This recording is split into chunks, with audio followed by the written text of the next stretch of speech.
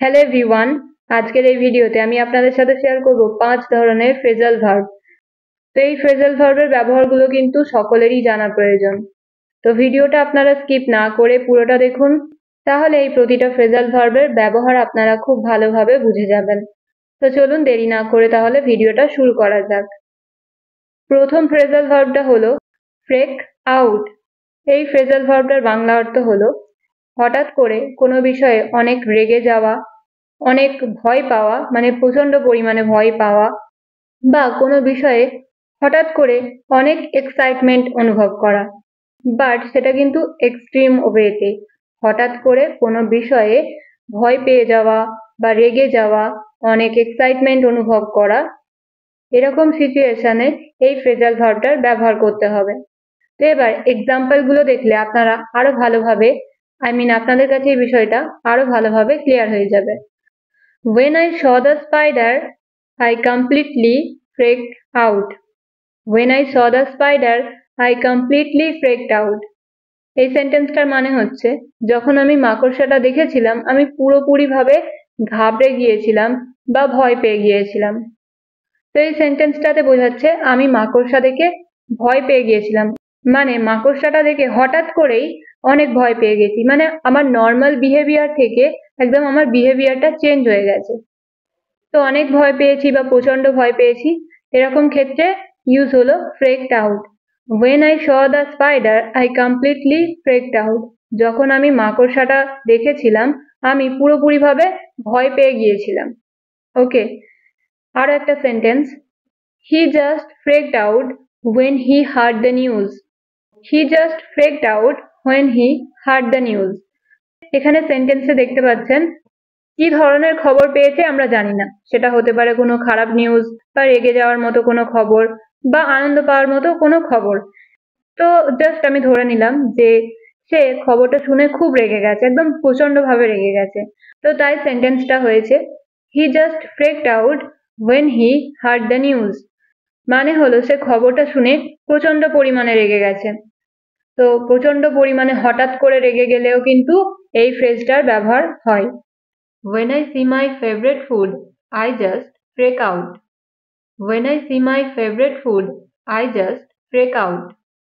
এই সেন্টেন্সটার মানে খুবই সহজ। মানে হলো আমি যখন আমার প্রিয় খাবারটা দেখি আমি একদম আনন্দে পাগল হয়ে যাই। তো এই যে আনন্দে পাগল হয়ে যাই, এরকম সেন্সেও কিন্তু ইউজ হচ্ছে freaked out. তো আনন্দে পাগল হয়ে যাওয়া মানে আমার নর্মাল বিহেভিয়ারটা চেঞ্জ হয়ে যায়। তো এরকম সিচুয়েশনেও এই freaked out ফ্রেজটার ব্যবহার হয়ে থাকে। She freaked out when she realized she had lost her phone. She freaked out when she realized she had lost her phone. তো এই সেন্টেন্সটার মানে এরকম হচ্ছে, সে অনেক চিন্তিত হয়ে পড়েছিল যখন সে রিয়ালাইজ করলো যে সে তার ফোনটা হারিয়ে ফেলেছে। She freaked out when she realized she had lost her phone. সে চিন্তিত হয়ে পড়েছিল যখন সে রিয়ালাইজ করলো যে সে তার ফোনটা হারিয়ে ফেলেছে। তো আপনারা দেখলেন যে রেগে যাওয়া, প্রচন্ড পরিমাণে রেগে যাওয়া, প্রচন্ড পরিমাণে আনন্দ পাওয়া, বা প্রচন্ড পরিমাণে ভয় পেয়ে যাওয়া, বা হঠাৎ করে চিন্তিত হয়ে পড়া, কোনো কারণে খুব চিন্তায় পড়ে যাওয়া, এরকম সিচুয়েশনে কিন্তু আমরা এই freaked out ফ্রেজটার ব্যবহার করতে পারি। তো এই ছিল প্রথম ফ্রেজাল ভার্ব। আশা করছি আমি আপনাদেরকে ভালোভাবে বোঝাতে পেরেছি। নেক্সট হলো pass out. Pass out. Pass out means to faint or lose consciousness. Bangla অর্থ হলো জ্ঞান হারিয়ে ফেলা বা অজ্ঞান হয়ে যাওয়া। Pass out. তো এই পাস আউটের আরো একটা মানে আছে, সেটা হলো ডিস্ট্রিবিউট সামথিং, কোনো কিছু বিতরণ করা। পাস আউট মানে কোনো কিছুর বিতরণ করা। He was feeling dizzy and then passed out. He was feeling dizzy and then passed out. Dizzy এই সেন্টেন্সে dizzy এই ওয়ার্ডের বাংলা অর্থ হচ্ছে মাথা ঘোরার অনুভব করা আর কি। He was feeling dizzy, সে মাথা ঘোরা অনুভব করছিল, and then passed out, এবং তারপরে সে অজ্ঞান হয়ে গেল। ওকে, বা সেন্সলেস হয়ে গেল। He was feeling dizzy and then passed out. ওকে, তো চলুন আরো একটা এক্সাম্পল দেখা যাক। The teacher began to pass out the papers at 10:30 a.m. The teacher began to pass out the papers at 10:30 AM. তো এই সেন্টেন্সটার বাংলা অর্থ হলো টিচার 10:30 পেপারগুলোকে বিতরণ করা শুরু করেছিলেন। তো এখানে আমরা পাস আউটের দুটো মানে দেখলাম, একটা হচ্ছে জ্ঞান হারিয়ে ফেলা বা অজ্ঞান হয়ে যাওয়া, আর একটা হচ্ছে কোনো কিছু ডিস্ট্রিবিউট করা। ওকে, তো পরের এক্সাম্পল হলো he passed out as soon as he saw the blood. He passed out as soon as he saw the blood. সে যখন ব্লাড মানে রক্ত দেখলো তখনই সে অজ্ঞান হয়ে গিয়েছিল বা জ্ঞান হারিয়ে ফেলেছিল। He passed out as soon as he saw the blood. সে জ্ঞান হারিয়ে ফেলেছিল যখন সে রক্ত দেখেছিল। তো এই পাস আউট ফ্রেজাল ভার্বটার আমরা দুই ধরনের মানে দেখলাম। এবার পরের ফ্রেজাল ভার্বটা হচ্ছে ব্রাশ আপ। ব্রাশ আপ কোনো কিছুকে ইমপ্রুভ করা, সেটা কোনো নলেজ হতে পারে, কোনো স্কিল যেটা আপনি আগে থেকে জানেন বাট সেটা আরো ইমপ্রুভ করা, এরকম অর্থে এই ফ্রেজাল ভার্বটার ব্যবহার হয়ে থাকে। Brush up means to improve your knowledge or skill of something you already know. Example: I am brushing up on my public speaking skill. I am brushing up on my public speaking skill. আমি পাবলিকের সামনে কথা বলার দক্ষতা বাড়াচ্ছি। I am brushing up on my public speaking skills. আরো একটা example: I would like to brush up my handwriting. I would like to brush up my handwriting. তো এই সেন্টেন্সটার মানে হচ্ছে আমি আমার হাতের লেখাটা আরো ইমপ্রুভ করতে চাই। আমি আমার হাতের লেখা আরো ইমপ্রুভ করতে চাই, আরো সুন্দর করতে চাই বা আরো ভালো করতে চাই। তো আপনারা দেখলেন যে এই ব্রাশ আপ ফ্রেজাল ভার্বটা কোন সিচুয়েশনে ব্যবহার করতে হয়। পরের ফ্রেজাল ভার্বটা হচ্ছে put off. Put off means two delay or postpone something to a letter time.